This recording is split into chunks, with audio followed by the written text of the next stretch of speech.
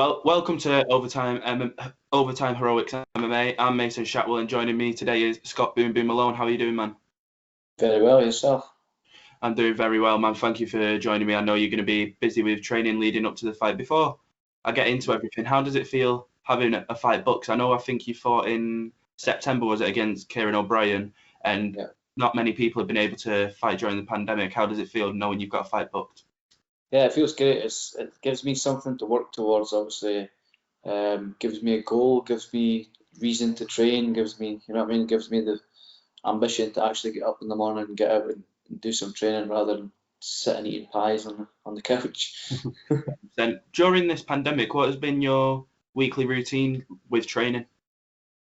When I didn't have a fight, I was kind of still doing a bit of training, but nothing major. I sort of took the time to sort of, rest up and give my body a break from training as much. But yeah, I've been going up a lot of mountains recently, and that's sort of kept my head in the game a little bit because it's fitness, but at the same time, it's really rewarding when you get to the top and you've got all the views and stuff like that. And it's literally been a year since I started going up the mountains, and I literally fell in love. And every time I go up, I'm taking harder routes, and it's out with the ice axes, and it's an amazing feeling. Well, your fight is on April 10th, I believe, and it's at Cage Steel 25. What are your thoughts on Cage Steel as a promotion? Well, yeah, I fought in there before against Adam Bramald. It was a great show. It was run really smooth. Dominic, obviously Danny and stuff. They're all really sound guys, and yeah, I'm looking forward to getting back down there. Obviously, it's going to be a little bit different with no crowd, but yeah,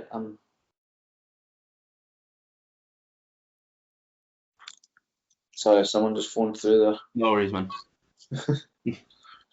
Yeah, so with it being at Cage Steel 25, it's the main event. Yourself is against Elliot Hoy. What are your thoughts on Elliot Hoy as an opponent? Yeah, he's good. He's a good guy. We had a little interview together with Cage Steel. Seems an alright guy. That's the kind of fights I like. You know what I mean? Where there's no beef. We're two guys looking to compete and be the best we can be. And he's young. He's hungry. But I'm coming down to flyweight, and I'm looking forward to performing at that weight.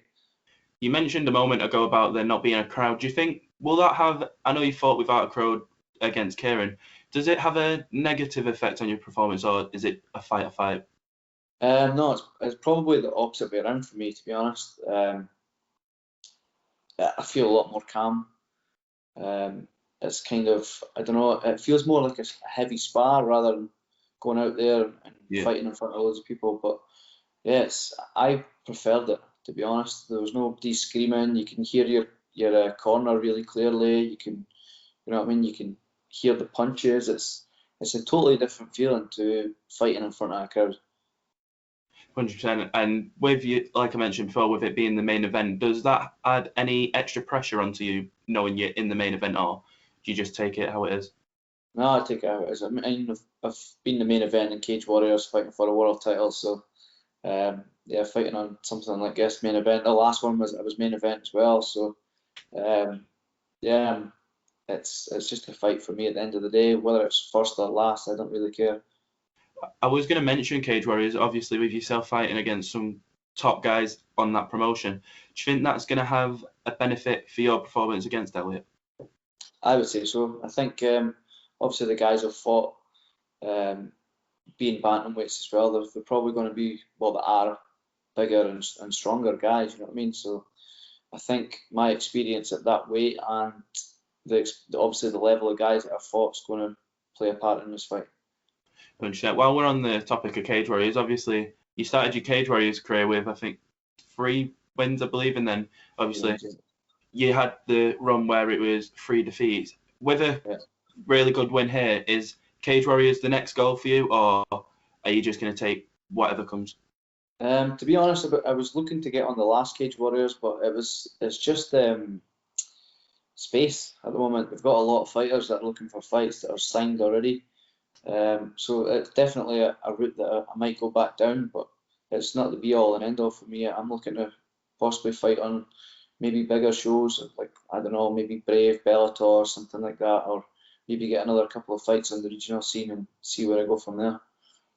100%. With the pandemic obviously being an unknown time, we're getting a bit more used to it. It's easing up in parts of the country. Do you think this year we're going to see crowds back? I'm hoping so. I mean, that would be every fighter's dream to get and fighting in front of a crowd again. But there's a few shows that have already had the green light, I think, for fans. So we'll just wait and see. You never know what the Prime Minister's thinking these days. So yeah, it's one of these things where you can't really make that call. Really sorry, my mum keeps phoning through.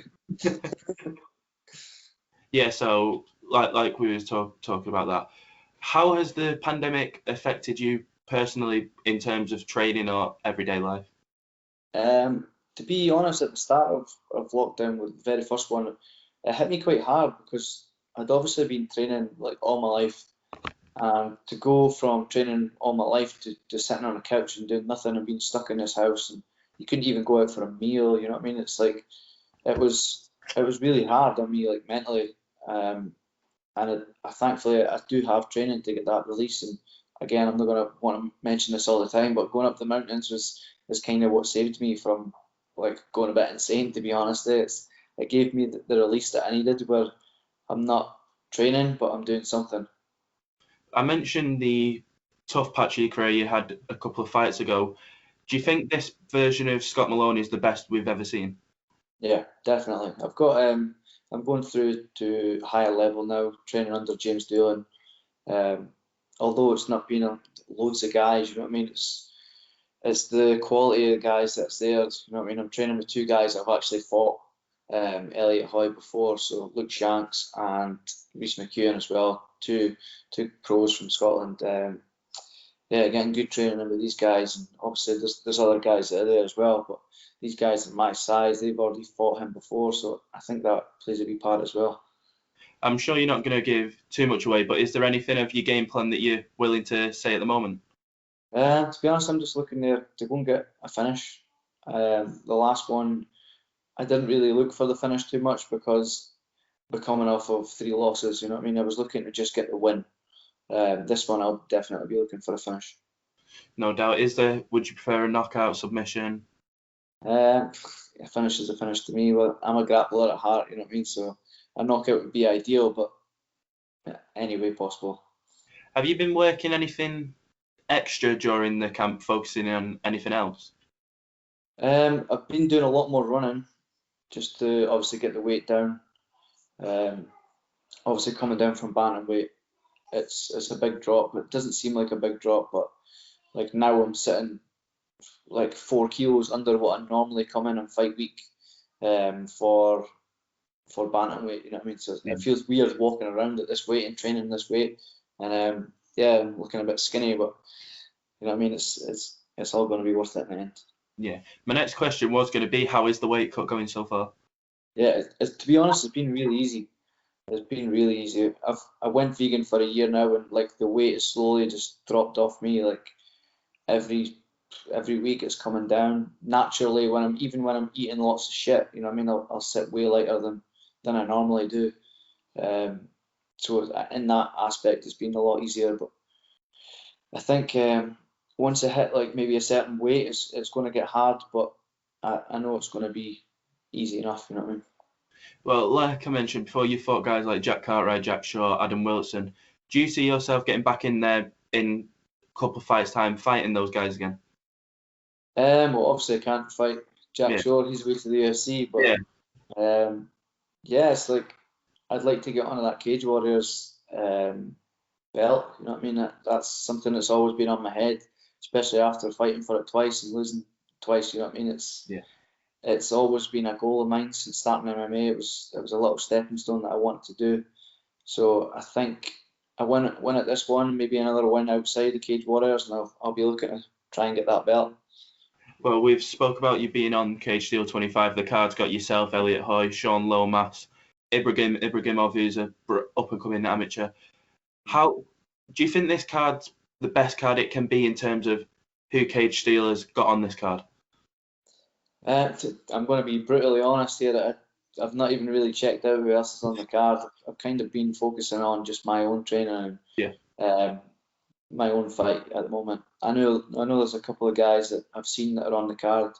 I would have preferred more Scottish guys to be on the card as well, but it is what it is. I think there's like 20 odd fights or something like that, so it's all squeezing into one card.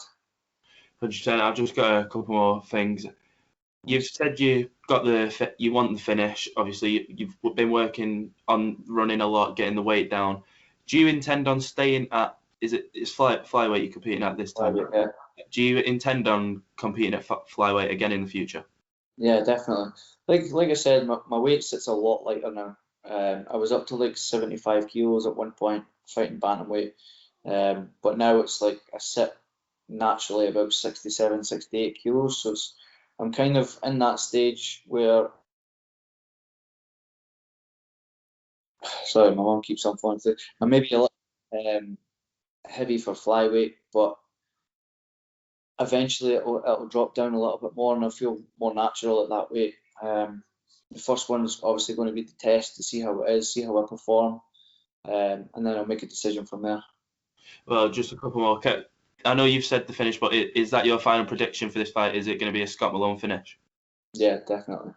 100%. Is there any shout outs or anything you want to sign off with at all?